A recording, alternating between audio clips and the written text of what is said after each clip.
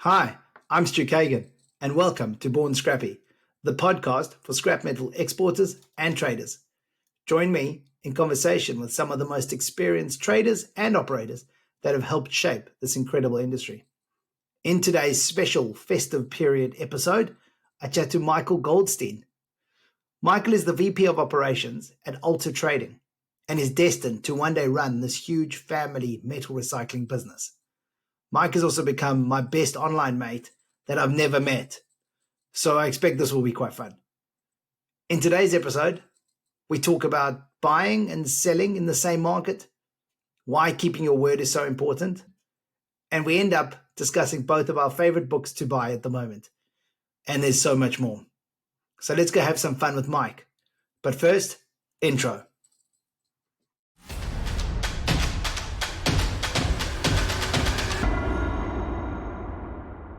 Mike Goldstein, how are you, mate? I'm great, Stu. I'm so happy to be on your show. You know, ever since we found each other on LinkedIn, you've been like my brother from another mother, and I'm psyched to be here and talking to you from the other side of the world, Mate, you've stolen everything I was going to say as the my intro. man. So, chatting to you on the Can other side Vegas of the come soon world. enough? Can Vegas come soon enough?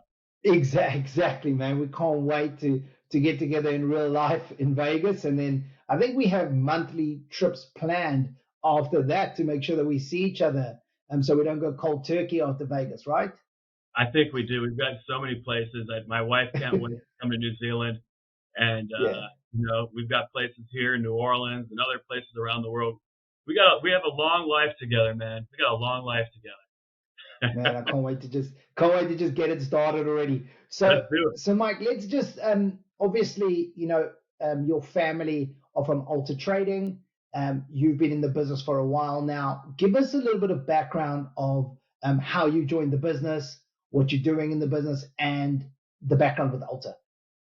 Got it. So, yeah, I'm I represent the fifth generation of my family in this business. I'm the oldest of my generation, and I grew up around it. Right, I was born in the Quad Cities, where our first yard in Davenport, Iowa, is located. It's still one of our biggest yards, and so I remember at a young age going to the yard with my dad on Saturdays and my brother. And he'd have hard hats in the back of the car, and we put the hard hats on and drive around and look at the piles.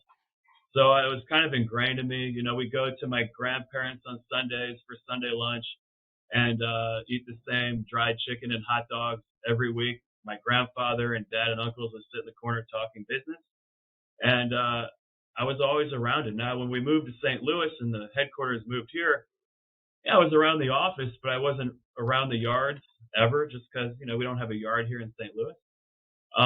But I kind of grew up around the business, and when I graduated from school, I was in the casino business at first, and then in 2009, I came into the metal recycling business. I didn't know if it was going to be a short-term thing, a long-term thing, or what. I knew I wanted to give it a shot, and at least have some exposure to the industry and to the business. And I moved from Miami, Florida, to Des Moines, Iowa, on November 2nd, 2009. And I hate cold, I hate snow, all that stuff. And I landed. I was wearing clothes that I should have worn to the beach. The airlines lost my luggage. The last rental car was a Prius, and I showed up in the yard the next day. Well, I had to go find some clothes on a Sunday night, and I show up in the yard the next day in that Prius, and I still get laughed at to this day. So, but I showed up in Des Moines, and I start off at the bottom and pushing a broom and a shovel and learning safety, obviously, because safety is number one, and worked my way up. And I think that's the only way to do it in this industry, so you understand what all the jobs are. I knew my first day that I made the right decision. I knew my first day that this is what I was meant to do. And I knew my first day that this is what I wanted to do. And I absolutely love the industry. I love every day. I love meeting people, being out in the yards, traveling, all of it. Yeah, there's tough days. Um, but it's just such a great industry. It's so unique. And, that's kind of been my path the last almost 15 years. I work, like I said, I start off as a laborer, kind of a management trainee, but as a laborer. I learned how to operate a forklift on one of my first days operating a forklift. I blew the radiator and I was stuck in the mud. So they loved me in that yard. I did shredder maintenance a little bit. I learned how to scale. I learned the metals. Then I learned how to operate the scale, and eventually I was a really, really bad crane operator, a fairly decent loader operator, and eventually became a yard manager and moved around our yards a lot. We have 67 yards now. I've moved around a bunch. And like I said, I love it. I'm part of our acquisitions. And now I'm the executive vice president of operations. So all of our yard operations flow underneath me. Our CapEx projects flow underneath me. Our safety department flows underneath me. Our big things are safety, quality, and customer service. Our quality ISO department runs underneath me. So it's a big job, but like I said, I love it. A lot of us have seen a little glimpse of Alta in Repurposed, so we got to see a little bit about what you guys are doing, and it's really exciting. Are you planning on growing further? We're always looking at growth, man. We're always looking at growth, strategic growth. Yeah, too good. Always. Tell me, in your time, you spent almost 15 years running around these yards in the operational side, etc. You will have obviously had to deal with, in the position that you're in now, a lot of trading as well that the other guys are, that the company is continuously doing. What's a tough trade that you can think of that you've had to deal with in the past? So, yeah, there's quite a few I can think of that can pop to my mind, but here's a really unique one. Back when I was a yard manager, when we had yards down in South Mississippi, along the Gulf Coast, the Gulf of Mexico, and Southern Alabama and Mobile, I ran one of the yards. I worked on all three of them at different times, but I was also a buyer when I ran the yard. And this deal, one of these deals was crazy, man. Like 30 years before, somehow these former Soviet military trucks were loaded up on a ship after the wall fell in Germany. They were loaded up on a ship and sent to the U.S. and came off in the Gulf, on the port of Gulfport. They were driven off these ships 30 miles north to a field where they sat. And we started buying them as scrap like 30 years after they sat there. And, South Mississippi, I love it. It's I love the area. It's a very unique place. Maybe we'll go there when you visit for a day or two. It's awesome. So when these Soviet trucks with the Soviet logos started moving again 30 years later, it got people down there a little bit anxious, like, what's going on? And I'm just laughing thinking about it. Yeah. So I get a call from the local newspaper, and they started asking me questions. And I said, hey, are you interviewing me for an article right now? And they said, yeah. I said, well, you got to tell me that in advance, number one. And number two, I don't do phone interviews. You have to come visit me in person. I'll do any interview with you, Stu. But to that person, to that paper, I said, you have to come visit me. They said, okay. So they came to the yard, and I was like, really? So they started talking about these trucks and telling me the story about how the trucks ended up in South Mississippi, because I had no idea. And apparently, around the time when the wall was falling, there was a former U.S. Air Force pilot and an Egyptian businessman that were in a Saudi Arabian jail. This is what I'm being told. And they concocted this plan to bring these former Soviet military trucks to the U.S. and to repurpose into like garbage trucks to send to the third world countries around the world. And I'm sitting here listening to this. I'm like, you've got to be kidding me. But the trucks just sat, and there was never any work done on these trucks. And I'm cutting these trucks, I'm cutting the chassis, and we're shredding the bodies and all this stuff. And they're asking me, they're telling me more. Do you know who Timothy McVeigh is? Have you ever heard the name Timothy McVeigh? No, he was the guy who was he's a terrorist in Oklahoma City a long time ago. So apparently before he came to look at the trucks to see if he can use them for his like bad stuff that he was up to, right? Like it was crazy. And people were worried about, they were really worried and knowing the area about a communist overthrow of the US government. They were worried about this. Wow. So they're telling me all these stories and they're like, what are you doing? And I said, like, I'm cutting them, I'm scrapping them, all this stuff. And, and I go, I shouldn't use the word trash because they're recycled materials. But, 12 years ago, I said, one man's trash is another man's treasure. And then when they told me about the story about the communists taking over America, I made a quote. I said, joking, I didn't think it would make the paper. I said, well, I guess I'm helping, end the threat of a communist takeover of the United States. Well, that made the paper, okay? And next thing you know, for a couple of weeks, people are like, yeah, Goldstein, yeah, good job taking for the communists. I'm just like, up, man. It was 750 trucks. And so there's more. The New York Times saw the article from the local paper and they called me up and they wanted to interview me. And I said to the New York Times, if you want to interview me, you got to come down here to South Mississippi. And they said, okay, we'll send somebody from our New Orleans bureau. This is an hour and a half away. So the New Orleans guy came over and interviewed me. We had a little thing on the front page. And then like a year later, there's a heavy military presence down the Gulf Coast. One of my customers was a soldier, and he would end up going to be stationed in Japan for a year. He came back. He goes, I just got back yesterday. I had to come see you. I said, what's that? He goes, this article from the New York Times was in the paper that goes to every U.S. military base around the world. And I said, I know that guy. I'm friends with that guy. So I framed all these articles and put them up, but that was just a fun, crazy deal. And I'll never forget that one. You know what I learned about that is, and you know this, and all the listeners probably know this, is that there's stuff that happens that you can't think of, right? Like, never saw that before. Never thought that would happen. How many times have we all said that or thought that? Mate, all I'm thinking right now is back in the day, soldiers used to have a pinup of like some woman in their barracks where they were staying, and they all had these beautiful women in the picture to remind them of home. I'm just imagining a picture of Michael Goldstein in some of those barracks now as like people that they cheered for. And they were like, yeah, Michael Goldstein. Well, they didn't put a picture of me in the article, but my name was there. Oh, man. Talk me through some tough decisions. You probably get them now more than ever before. The higher you climb and the more decisions you'll have to make. But what sort of decisions that can you remember that have been really tough, and maybe some lessons you've learned from that?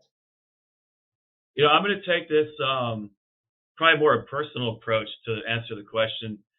And, one thing my dad has said for decades when he's talking to all the members of the team out in the field or in the office or anywhere is he says, you take care of my family, I take care of yours. Because as large as we've grown, we're still and always will be a family business. And that means a lot to me. I know that means a lot to a lot of the people out there. And, that's just it's important. And so I further expanded on that. And when I'm out in the yards, when I'm talking to people or people ask me what I do, I always tell people that as the executive vice president of operations and positions, even when I was a yard manager, at a different extent, is I work for you, to the people in the yards, to the people buying the scrap, to the people in sales. My job in this position is to make sure that everybody has the tools that they need to safely and efficiently do their jobs, right? They're the ones out there up here in our part of the world, the upper Midwest. It's, pretty much everywhere north of us in St. Louis. It gets really cold and snowy and dark in the wintertime. And everybody's outside working through all the conditions year round. And my job is to make sure that they have what they need to do their jobs. Otherwise, I'm not doing my job. I work for them. And so, in the rare occasions where we've had to make a tough decision, as it relates to people that we consider family, right? You take care of my family, I take care of your family. My job is to make sure you have the tools. In the rare occasions where we've had to have, rifts, layoffs, when the world is taking a turn, and those are hard decisions that have to make. These are people, and there's families that come with all these people. And it's not just a spreadsheet with robots or a spreadsheet with names on it. These are real people, and you're affecting and impacting their lives. And like I said, I haven't had to be a part of that very often, and we haven't had to go through that very often. But it sucks when you have to go through that. That's tough. Yeah, and it's funny, right? Because I hear that coming from you, but I've spoken to some of your team members, right? I had a chat to David Klein just the other day, and he said exactly that. He said there's something about Alta and the Goldstein family that you guys care so much about your people that he thinks isn't necessarily common in other corporations or other operations. So it definitely comes through in your team when you speak to them. But also, didn't you just start Mike's Mike now, different to the one when you were at the events, right? You're now doing Mike's Mike with your team. You did your first one the other day, right? Yeah, so I had this idea when I was driving around Minnesota visiting yards a couple of weeks ago, and it was about adding another way to do this whole Mike's Mike thing. And for those of you that don't know, I started posting, a bunch of things about recycled materials, recycled metals on LinkedIn about 6 months ago. Having never done social media ever in my entire life, I'm having a lot of fun with it. And I started Mike's Mike talking to people at Scrap Expo, different people in the industry about just different topics that just popped into our mind for a couple minutes. And I thought, why don't I highlight some of the people of our team? I think that'd be pretty cool because a lot of people have a story to tell. And a lot of these people that are doing this hard work that don't necessarily get recognition or they don't even want it, why not talk to them? And so I did my first episode of Mike's Mike, a spotlight on the Alter team in Milwaukee with my good friend Louis Reddick, who I've known for 12 years. And it was awesome. I loved it. I think you did, and I hope everybody else is also. Yeah, it was very cool. I'm looking forward to meeting more of your team. That leads me to talk about collaboration, right? Yeah. So it's something I speak a lot about. I love the idea of our industry collaborating more. You and I are a perfect example of that. Throw in Brett Eckhart, throw in Jen Bett, John Sacco, the others that we're speaking quite often now, and trying to collaborate wherever possible. How have you collaborated in your time in the industry? Yeah. So historically in our industry, people have we try to stay quiet, right? Keep our heads down, go to work, keep secrets from one another. We're competitors. We don't want them to know what we're doing and get the leg. We have a leg up, we think. But the reality is when it comes to new technology and new equipment, it's out there for everybody to see, right? And some people don't like to show what they have going on, and we're an open book, right, for the most part. And so in addition to that, what happens if you have a breakdown? Like if you lose a motor, you lose a rotor, you lose a magnet, you don't have a spare. Yeah, we're hard competitors, but I believe what goes around comes around. I've always been a firm believer in that. And just pick up the phone, right? Like if we have something that we can let loose for a little bit, we can come to an agreement. Why not help each other out every now and then, right? We're all in this together at the end of the day. Yeah, 100%. And yeah, it's good. So being able to reach out to each other. Last week asking if we had a spare magnet for him. Unfortunately, we didn't have the right magnet that he needed, but I would have totally helped him out if I could. Yeah, that's cool. And I think slowly the industry is changing for the better, and then we are starting to actually reach out to people and communicate and collaborate, which is only going to make us that much stronger. Yeah. So, Mike, talk to me. You've got 15 years under the belt now. Is there any highlight for you in your career so far? There's, quite a few of them. I could talk about our great team that we have here. I happen to believe, and I hope I don't sound arrogant or whatever when I say this, I happen to believe that we have the best team in the industry. So I could talk about that. This is our 125th anniversary. We can talk about that. That's an amazing achievement. that's taken, many, many people. But if I want to talk about one highlight, I'm going to relate that, to my kids, really. And I'm going to tell you a couple stories if that's okay, because these to me are all like amazing highlights. And the first one was when I was up in Davenport, Iowa, in our yard for a couple days before one of my cousins was getting married up there. And so I was in the yard, like I said, our very first yard. And my wife, and at the time our two sons were coming up, and my parents were coming up, the rest of the family was coming up. This is like 5 years ago, and so my oldest would have been 4, and the second would have been 2 or 3. And they see me FaceTiming with the trucks and the cars and the cranes and smashing, and they think it's so cool. So they came to the yard, and my oldest son is named Bernie after my grandfather. And they came to the yard, and one of the guys that recently retired named Dave Huntley was there that day. He was truck maintenance for almost 50 years. He's the guy who taught my dad how to drive a truck. And we didn't get out of the car with my kids because that wouldn't be the proper thing with safety. But Dave was there, so Dave, come over a second. I want to introduce you to somebody. And Dad was in the car, and he's worked with me, he worked with my dad, he worked with my grandfather, he might have even worked with my great grandfather, Frank Alter.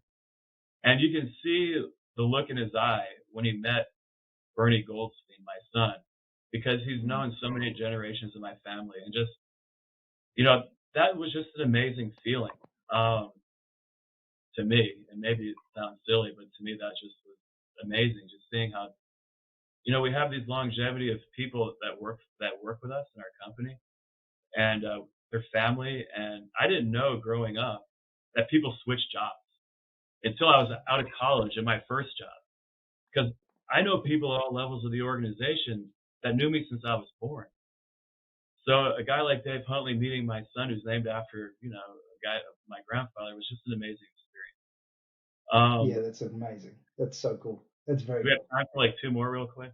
Yeah, go on. All right, so here's another one. I was FaceTiming with my boys a couple of years ago. I was over the summer in one of the yards, and it's summertime, and my boys are swimming with some friends. And one of my oldest sons, one of his best friends, Nolan, whose mom is a breast cancer surgeon and whose dad is a pediatric cardiologist. Literally, they both save people's lives for a living every single day.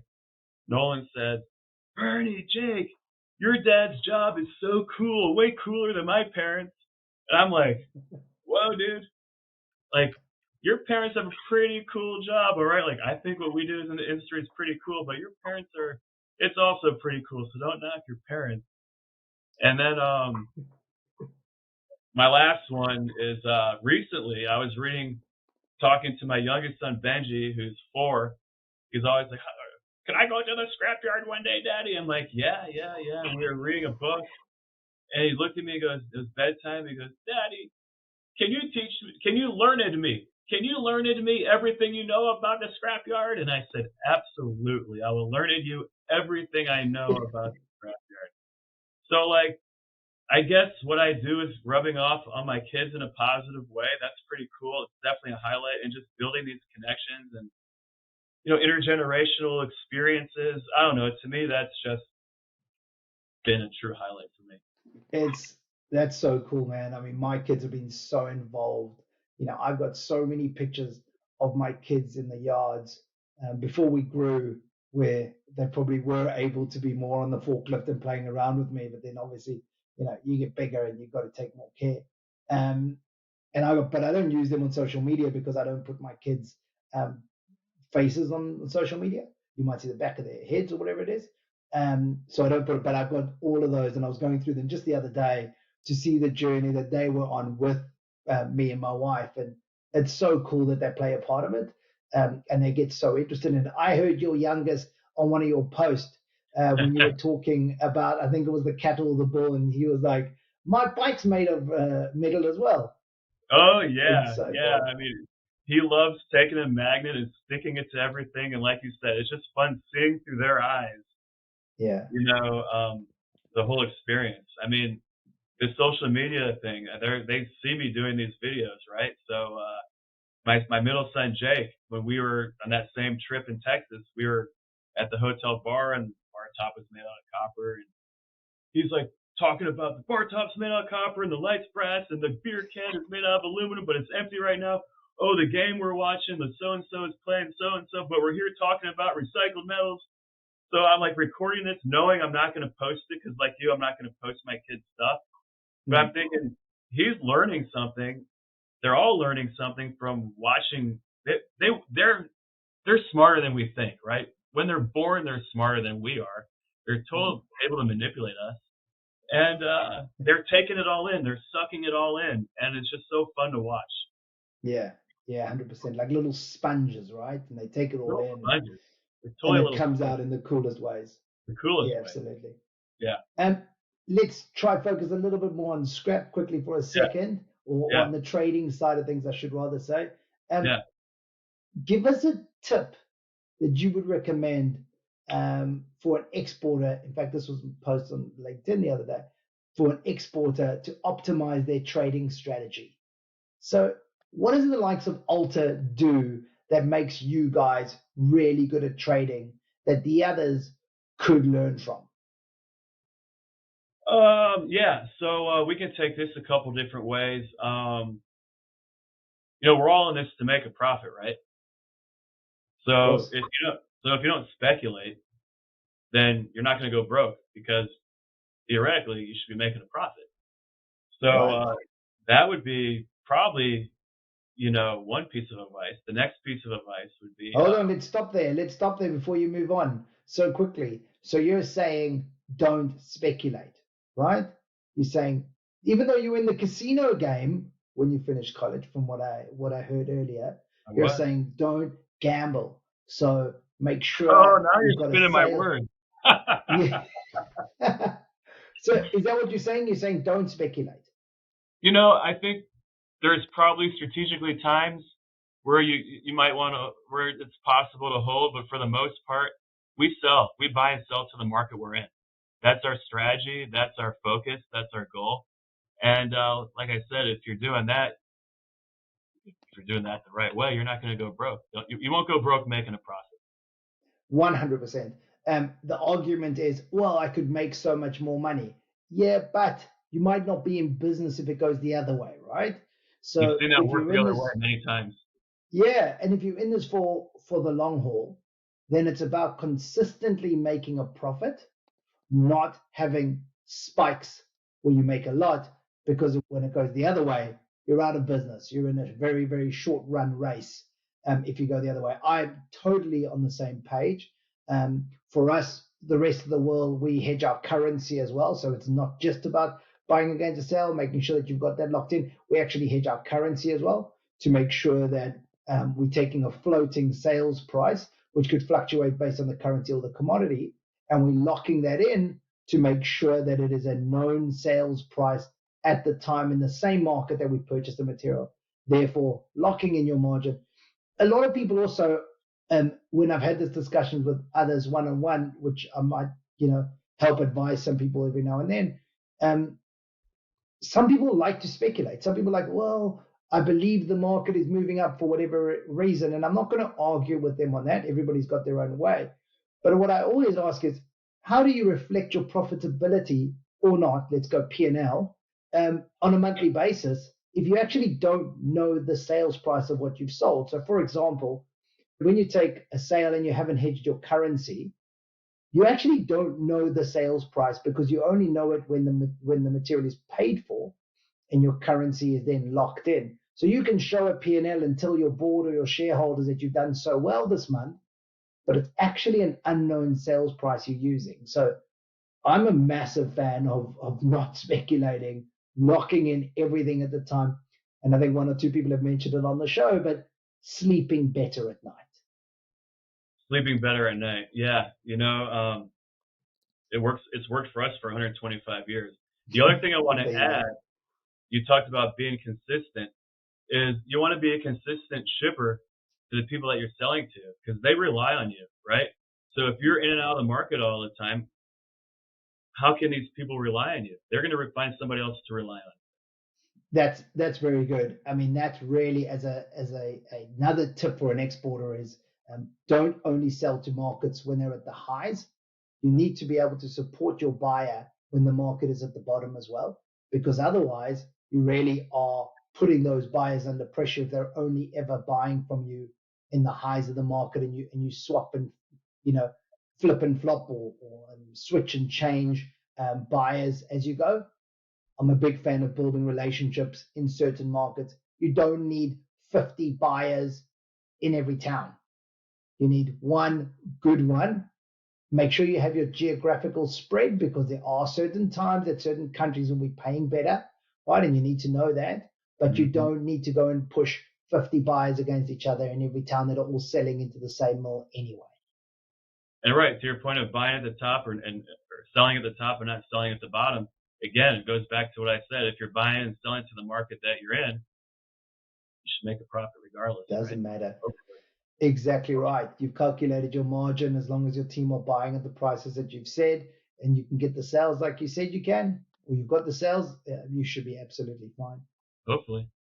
And when dealing with new buyers, Mike, what have you seen over your time that people should look out for? Well, just as we want to have the best reputation. You want to know the reputation for those that you're selling to, right? And you want to know, are they going to pay, right? Sure.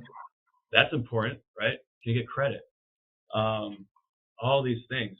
Maybe you make a yard visit, visit the yard, and are they following safety and environmental guidelines and policies? Because those two things go a long way in showing what a company is all about. Maybe you call for some references as well. We have an office in Singapore now. We've been there for a couple of years, a non-ferrous trading office. And for many years before that, we were in Hong Kong. And a lot of what they do out of that office is they visit our people that we sell to in Southeast Asia and China. And while we're sleeping at night here in the U.S., they're overseas visiting the customers, talking to the customers, handling whatever we need to handle, claims, sales, all of it. And, we rely a lot upon that overseas office. Obviously, not everybody can be in a position to have an office like that. But that's helped us with our ability to build these relationships around the world. Yeah, and you're right. Not everybody can have those, but it doesn't mean people can't follow a similar process. You might not be able to visit them on a daily basis or weekly or monthly, whatever it is, but you can do your due diligence, right? You want to supply somebody new, make sure you've checked their reputation. I like the idea of going to look at their business, right? Go and have a look at what sort of safety they have in place. Are they adhering to the requirements that you as a business want to? So your values are to make sure you look after your people. Have a look at the people you're selling to. Are they looking after their people, or is there some form of slavery going on in their region where people are being forced to do jobs that they really shouldn't? And those are the kind of things that you can look out for. And your values should go further than just what you do in your own yard. It should be a business value, and that also includes who you're buying from and who you're selling to, being similarly aligned. Well said. I don't even need you here, mate. No, I'm just summarizing what you're saying, mate. Absolutely. We can talk about whatever else you want, man. So tell me, how do you become a preferred supplier? So what do you guys do at Alta that makes people want to buy from you? It's about your reputation, right? Like, you want to have a reputation for the highest quality.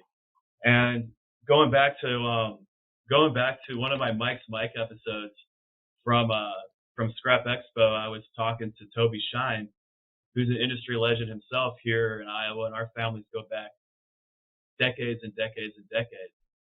And when I asked him what words of advice he can give to the younger generation, his response was, I'm going to tell you the same thing that your grandfather told me. And that is, if you tell somebody you're going to do something, do it.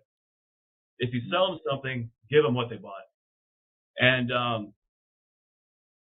there's really I can't really add more to that, right? I mean, that is what you really need to build the reputation of being somebody that you want to be in business in. And when he told me that, I remembered my grandfather saying that. You know, I remember my dad has said that.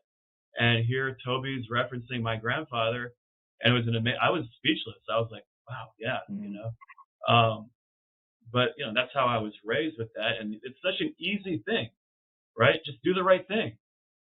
But how many times Such an are easy thing. people? It's such an easy thing. Just do the right thing.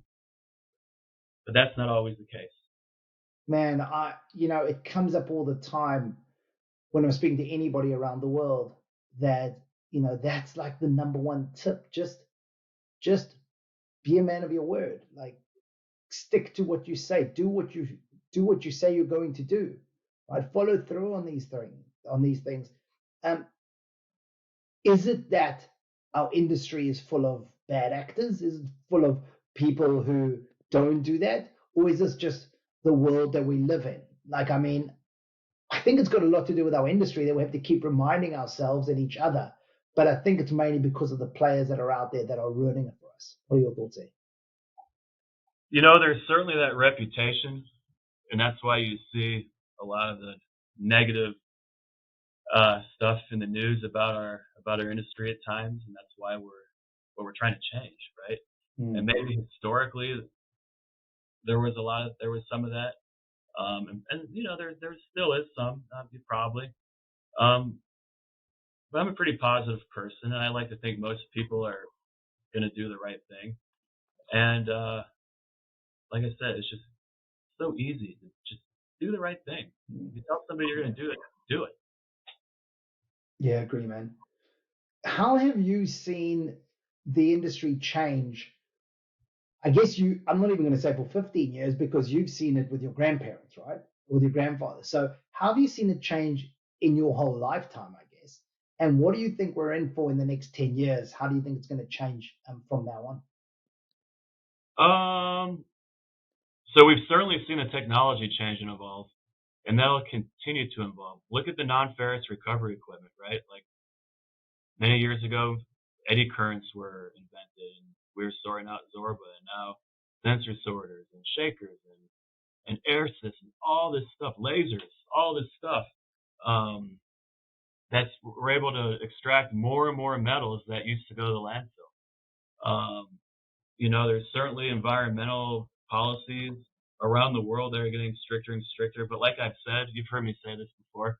You know, we were green in this industry before green was cool, right?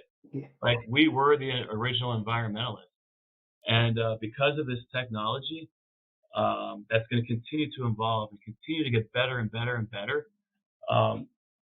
We're only going to be able to keep more and more metals out of the landfill, be more efficient, and just continue to be a positive impact on the world. Yeah. I think that's one thing and that we're going to continue to see to evolve. There's others. Yeah, I think there's no doubt we're going to go from strength to strength. Just the changes that have been made over the last few years with people focusing more on growing this industry and working together is going to go a long way. I think tech's going to play a massive part in all aspects of our industry.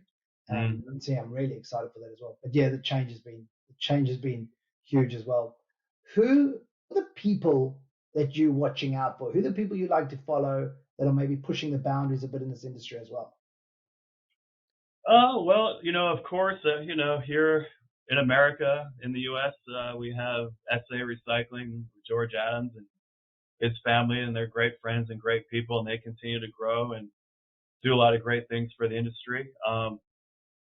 But, you know, again, not to sound arrogant, but there's all us too, right? Like we continue to grow. We continue to look at new things. We've formed a joint venture with Toyota a couple of years ago, Twitch plant where we're extracting Twitch from Zorba to go into auto manufacturing. And that's a huge deal to have Toyota as a partner. It's amazing.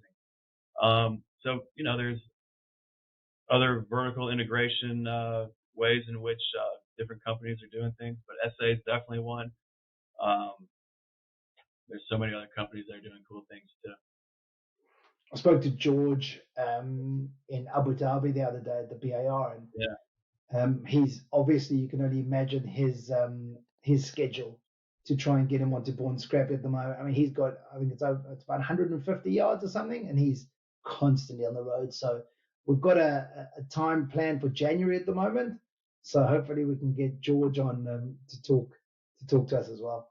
That'll be a fun conversation. That'll be a fun amazing. conversation. Like I said, great friends of ours, and that'll be a fun conversation to have.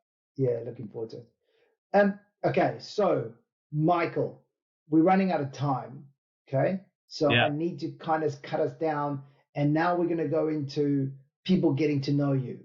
Now, this is probably the funnest part for you, and for me too. Like, I get to see your LinkedIn. Everybody sees what you're posting every day, getting a little bit to know you better. But let's just get into some more detail around you. So, and I know you'll be at ISRI, and you'll be at a couple of them, maybe at Singapore, at the BAR. So that'll be cool. People can come up to you and just tell you they like some of the similar things to you, and break the ice, I guess, with that. So what's your favorite TV series or movie? My favorite TV series has got to be Curb Your Enthusiasm.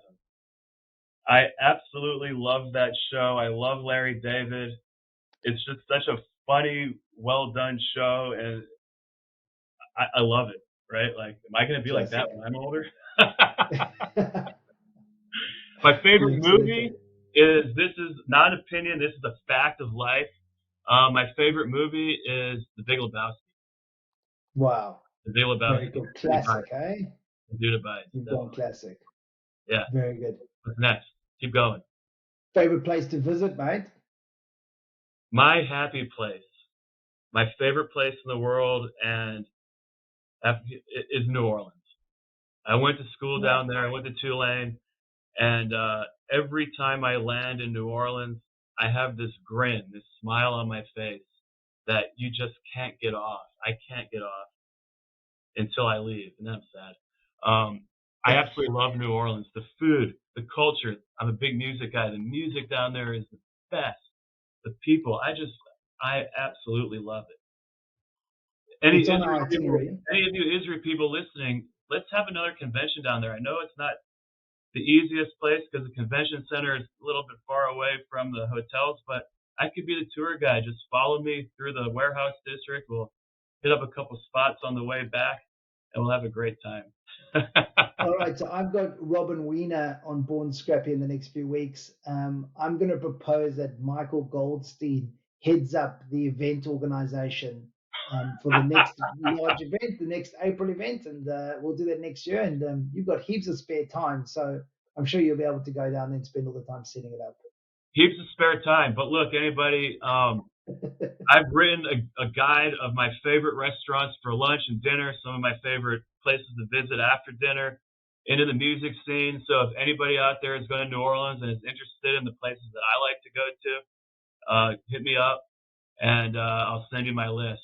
So far, I've gotten nothing but positive reviews.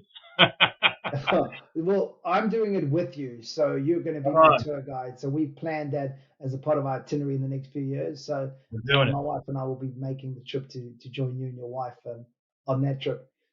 What's your favorite book?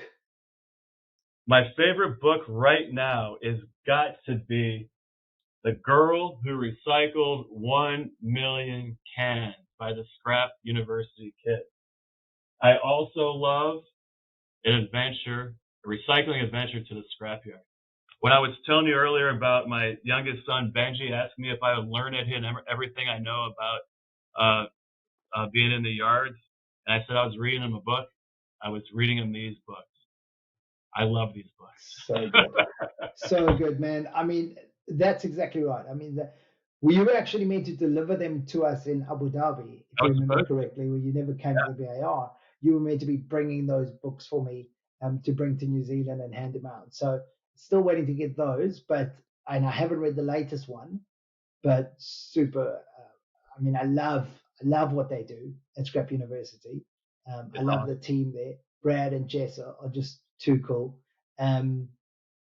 So yeah, great book, and it's probably the age group I would have picked you to be reading at the moment at night. So it's exactly where I thought you'd be. I just You thought know what? maybe you'd That's be Doctor, you'd totally be my age upgraded, you'd group. be a Doctor Seuss by now, but you're not a Doctor Seuss yet. You're still there. That's cool. I'll get there. I'll get there. You'll I'll get there, totally. man. Yeah, Absolutely. Your sure. little guy reads to you at night, right? When you say read books at night, you mean your 4-year-old's reading to you. The two older ones are reading. This one, our youngest one, he's reading, as a 4-year-old can. He's looking at the pictures and I just mean he's reading better than you, so he reads to you at Oh, night yes, because no I can't doubt. expect you to read those books. There's no doubt about that. No Yeah. question. Yeah, They've got no big doubt. words like million and recycle and cans. Yeah, yeah. I mean, he's learning a lot already. But in all seriousness, if anybody is listening, um, send me a DM if you want to get hold of the guys that are doing those books. Try and get them into your area. Try and get them into the schools. We really want to promote it as much as possible. Get these books into the schools. Let the kids start learning the importance of recycling. They are brilliantly done and they're just absolutely perfect for the age group that they're set up for. So let's get it into the schools as much as we can. We have to. We have to. We work with school districts in the regions that we're in. We're trying to get in more. You read the book to the school. There's a big can drive going on right now. We're raising money for the schools while teaching the kids about recycling. And we got to get in the schools because if the next generation is going to help to, in the future, they got to learn from a young age. So let's do it. Takes all of us. Yeah, 100%. To finish off, do you have a favorite quote? I've got a lot of quotes, but we're going to come down to this one quote. And you only live once. You only live once. So simple, mate. So simple and impactful. Keep it simple. YOLO. YOLO. Michael, so good, man. It's been great having you on the show. It's been lots of fun. We realistically could have gone on for 2 hours. Every single question we could have spoken about heaps longer. I think just these last few on TV, movie, book, places to visit, we probably could do a whole show of a couple of hours just in running through all of that stuff. So thanks for being on Born Scrappy, mate. It's been lots of fun. Dude, this has been great. Thank you so much for having me. Like, I'm honored to be on your show because you've had some pretty, big time people in the industry from around the world on this show, and here I am. So, wow, that's pretty cool. But it was fun. I'll do this again anytime, and I look forward to meeting you in person and having a couple drinks. Sounds good, mate. Cheers, Mike. Bye. Cheers.